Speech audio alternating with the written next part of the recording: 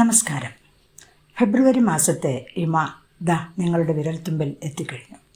ശ്രീ രേഖാ Vellathooval chief എഡിറ്ററായി പുറത്തിറക്കുന്ന digital മാസികയാണല്ലോ ഇമ.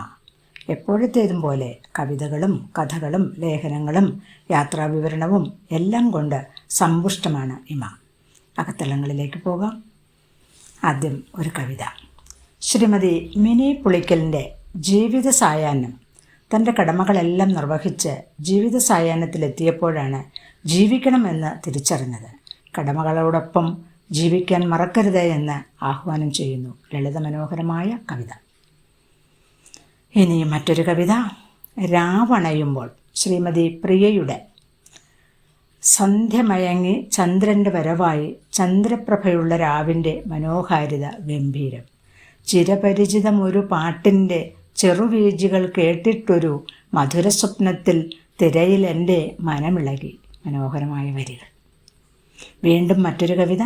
Faisal ടിയയുടെ രാ എന്ന കവിത. രായുടെ ഒരു കളിയാണല്ലോ. 14 വരികളുള്ള കവിതയിൽ എല്ലാ വരികളും രാ കൊണ്ട് അലങ്കരിച്ചിരിക്കുന്നു. കവി കിണഞ്ഞ് പരിശ്രമിച്ചിട്ടുണ്ട്. തലവര തിരുത്താം രായുടെ അകമ്പടിയോടെ. അര, ഇര, ഉര, കര, ജര, ഝര, ദുര, ധര, നര, പര, വര, സര, ത്വര എന്നീ അർത്ഥവത്തായ പ്രയോഗങ്ങൾ വളരെ രസകരമായി തോന്നി, പുതുമയും ഉളവാക്കി. മറ്റൊരു കവിത. ശ്രീമതി താര ഷാജിയുടെ എൻ്റെ പ്രണയിനിക്ക്. ഏതോ നഷ്ടപ്രണയമാണെന്ന് തോന്നി. ഇനിയും ഒരു ജന്മമുണ്ടെങ്കിൽ പ്രണയിനിക്കായി പുനർജനിക്കാം. പ്രതീക്ഷയോടെ കാത്തിരിക്കാം. ചുരുങ്ങിയ വരികളിൽ ഒരു ജന്മം മുഴുവൻ കുറച്ചുകൂടി ആകാമായിരുന്നു വരികൾ. പെട്ടെന്ന് തീർന്നതുപോലെ തോന്നിപ്പോയി. ഇനി ഒരു യാത്രാക്കുറിപ്പാണ്. ശ്രീ ജോൺ ജേക്കബിൻ്റെ Isle of Wight. Isle of Wight ഇംഗ്ലണ്ടിലെ ഒരു ദ്വീപാണ്. 380 ചതുരശ്ര കിലോമീറ്റർ മാത്രം വിസ്തീർണമുള്ള ഈ ദ്വീപ് വിഖ്യാത കവികളുടെ വാസസ്ഥലമായിരുന്നു. വിക്ടോറിയ രാജ്ഞിയുടെ വേനൽക്കാല വസതിയും ഓസ്ബോൺ ഹൗസും ഇവിടെ നിർമ്മിച്ചു. അവിടുത്തെ സോളൺ നദിയിലൂടെ ഫെറിയിൽ സഞ്ചരിച്ച് ജിയോളജിക്കൽ മ്യൂസിയം സന്ദർശിച്ചു. അവിടെ ചരിത്രാതീത കാലത്തെ ജീവികളുടെ ഫോസിലുകളുടെയും അവയുടെ മോഡലുകളുടെയും അതിവിശാലമായ ഒരു ശേഖരമാണ്. ഫോസിലുകൾ അവിടെ നിന്ന് കണ്ടുകിട്ടിയതാണെന്നത് അത്ഭുതാവഹം. ദിനോസറുകളുടെ പൂർണ്ണകായ ശില്പങ്ങൾ ആവാസ വ്യവസ്ഥയ്ക്ക് അനുസരിച്ച് പ്രദർശിപ്പിച്ചിരിക്കുന്നത് സവിശേഷതയായി കാണുന്നു. ചരിത്രാതീത കാലത്തെ സ്മരിക്കുന്നവയുമുണ്ട്. വൈൽഡ് ഹാർട്ട് അനിമൽ സാങ്ച്വറിയ അവയുടെ ആവാസ വ്യവസ്ഥയ്ക്ക് അനുസരിച്ച് ഒരുക്കിയിരിക്കുന്നു എന്നത് ലേഖകൻ കണ്ടെത്തി. അവിടുത്തെ വൃത്തിയുള്ള അന്തരീക്ഷം, കാലാവസ്ഥ എന്നിവയെല്ലാം ലേഖനത്തിലൂടെ വായനക്കാരിലെത്തിക്കുവാൻ ലേഖകൻ ശ്രമിച്ചിട്ടുണ്ട്. ചിത്രങ്ങൾ ഉൾപ്പെടുത്തിയതും നന്നായി. എന്തിനേറെ ഈ ലേഖനം വായിച്ചാൽ നമ്മൾ ഐൽ ഓഫ് വൈറ്റ് എന്ന ദ്വീപ് സന്ദർശിച്ച അനുഭൂതി ഉളവാകും. ലളിതമായ ഭാഷയിൽ വളരെ വ്യക്തമായി, വിശദമായി, മനോഹരമായി ലേഖനം നമ്മളിലേക്ക് എത്തിക്കുവാൻ ലേഖകൻ ശ്രമിച്ചിട്ടുണ്ട്. ഇത് തുടർ ലേഖനമാണ്. ഇനിയും മറ്റൊരു സുന്ദര ലേഖനം അടുത്ത ഇമയിൽ പ്രതീക്ഷിക്കാം. ഇനിയൊരു കവിത. രേണു സന്തോഷിൻ്റെ ഹേ മരണമേ തെല്ലിട മാറി നിൽക്കൂ. കവിതയുടെ പേരെങ്ങനെയാണ്? അതിലെ ചില വരികൾ. ശാന്തമായി ഒഴുകിയ എൻ ജീവിതയാത്രയിൽ കാളിയനായി വന്നൊരാ അർബുദം ചുട്ടുകരിച്ചു എൻ ജീവിത സ്വപ്നങ്ങൾ. ഉയരുവാൻ ഇനി എൻ നീറും നെടുവീർപ്പ് മാത്രം. മനസ്സിലേക്ക് ഒരു വാൾമുന കുത്തിയിറക്കിയതുപോലൊരു തോന്നൽ. കവിത ഹൃദയസ്പർശി. ദുഃഖം ഏറിയോ എന്നൊരു ശങ്ക. ഒരു ആഴക്കടൽ. ജീവിത ക്യാൻവാസിൽ കൊതിച്ചതും നനച്ചതും ചാർത്തുവാനാകാതെ ജീവിത സ്വപ്നങ്ങൾ കരിച്ചു കളഞ്ഞ അർബുദത്താൽ വിതുങ്ങുന്ന ഒരാളുടെ ജീവിതത്തിലെ നേരിൻ്റെ ഒരേട്. ഇനി മറ്റൊരു കവിത. ഖമറുന്നീസയുടെ എടേരം. കാത്തിരിപ്പ്. എന്തിനു വേണ്ടിയുള്ള കാത്തിരിപ്പാണെന്ന് നോക്കാം.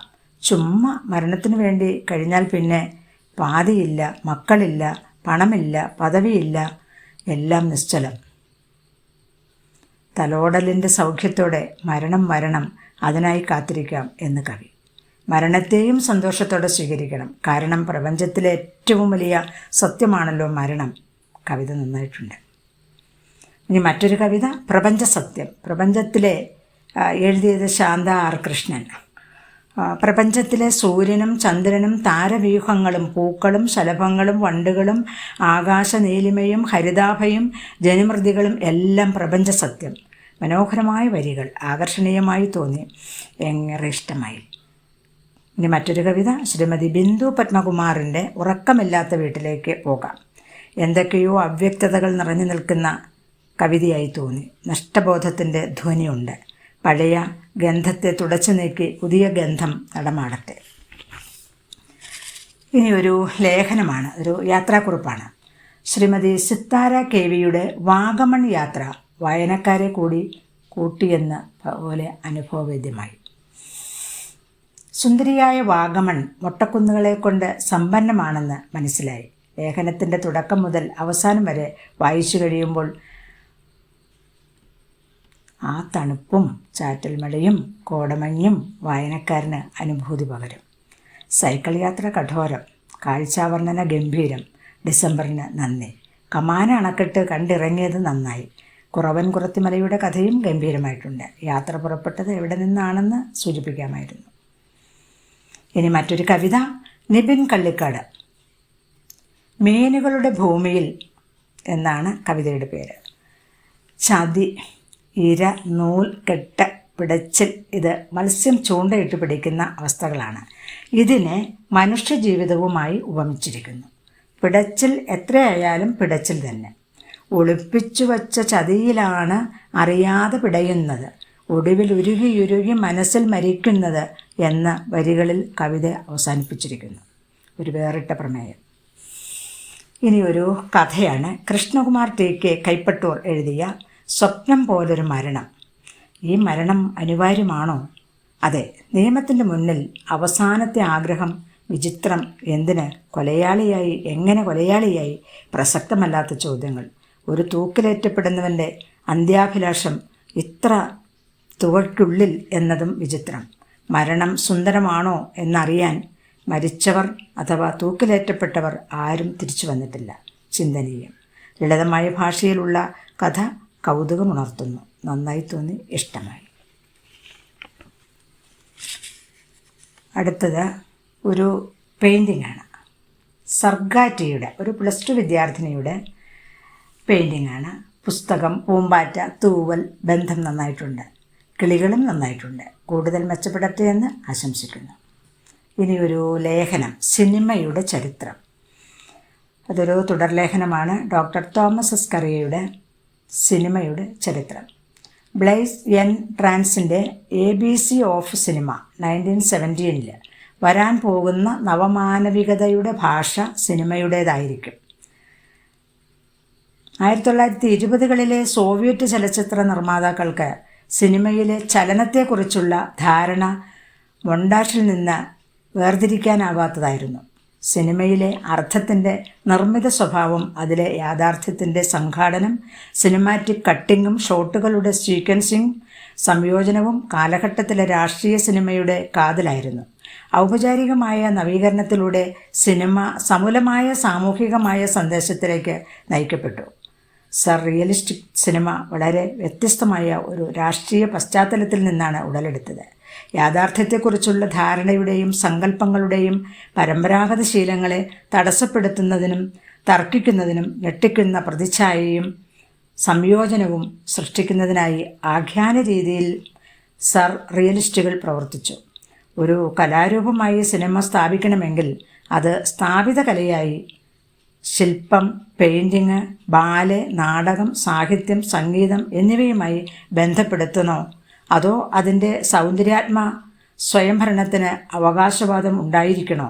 അത് പഴയകാല കലകളിൽ നിന്ന് ഒരു വംശപരമ്പര അവകാശപ്പെടേണ്ടതുണ്ടോ എന്ന് ചർച്ച ചെയ്യപ്പെട്ടു. സിനിമ തികച്ചും പുതിയതാണ്. ഒരു വലിയ സംസ്കാരമുള്ള ഭൂതകാലത്തെ അടിസ്ഥാനമാക്കിയുള്ളതാണ്. സിനിമ ഭൂതകാലത്തെ വർത്തമാനകാലത്ത് സംരക്ഷിക്കുവാൻ കഴിയുമെങ്കിൽ ചലച്ചിത്രരചനയും പുനർവിചിന്തനം. ഇതൊരു തുടർലേഖനമാണ്. സിനിമ കടന്നു പോകുന്ന വഴികൾ ഈ ലേഖനത്തിൽ എണ്ണി പറയുന്നു. ഇന്നത്തെ അവസ്ഥയുമായി താരതമ്യം ചെയ്യുന്നു. ലേഖനം സാധാരണക്കാരിലേക്ക് നല്ല രീതിയിൽ എത്തിക്കാൻ കഴിഞ്ഞിട്ടുണ്ട്. അടുത്തത് ഒരു കഥയാണ്, ഉറുമ്പുകൾ. ശ്രീ യുച്ചൂസ് വയനാടിൻ്റെ തിമർത്തിയാടിയ മഴയുണ്ടാക്കിയ ദുരന്തത്തിലൂടെ ചില ഉത്തരം കിട്ടാത്ത ചോദ്യങ്ങൾ ഒരു കൊച്ചു ഹൃദയത്തെ അസ്വസ്ഥമാക്കി. ഉറുമ്പുകളുടെയും ചിലന്തിയുടെയും വേദനകൾ ആരും അറിയുന്നില്ല. കഷ്ടപ്പെട്ടുണ്ടാക്കിയ മാറാലകൾ നശിപ്പിച്ചു, ഉറുമ്പുകൾ ചിന്നിച്ചിതറിപ്പോയി. ഉപബോധ മനസ്സിൻ്റെ രോദനം. പക്ഷേ അവരാരും മനുഷ്യരെ ശപിച്ചിട്ടില്ല, കുറ്റപ്പെടുത്തിയിട്ടില്ല. അതുപോലെ പ്രാപഞ്ചിക ശക്തിക്ക് മുന്നിൽ മനുഷ്യനും ഒരു സൂക്ഷ്മജീവി മാത്രമാണ് എന്ന് കഥാകൃത്ത് നമ്മെ ഓർമ്മിപ്പിക്കുന്നു. ഒരു കൊച്ചു സ്വപ്നത്തിലൂടെ രസകരമായ കഥ. ഇനിയും മറ്റൊരു കഥ, ഗുണപാഠം. ഒരു ട്രെയിൻ യാത്രയിലുണ്ടായ സംഭവത്തിലൂടെ മറ്റുള്ളവരുടെ സഹായം എപ്പോൾ വേണ്ടിവരുമെന്ന് പറയാനാവില്ല എന്ന് തിരിച്ചറിയുന്നു. ചിലപ്പോൾ അപരിചിതരായിരിക്കും നമ്മെ കൂടുതൽ സഹായിക്കുക.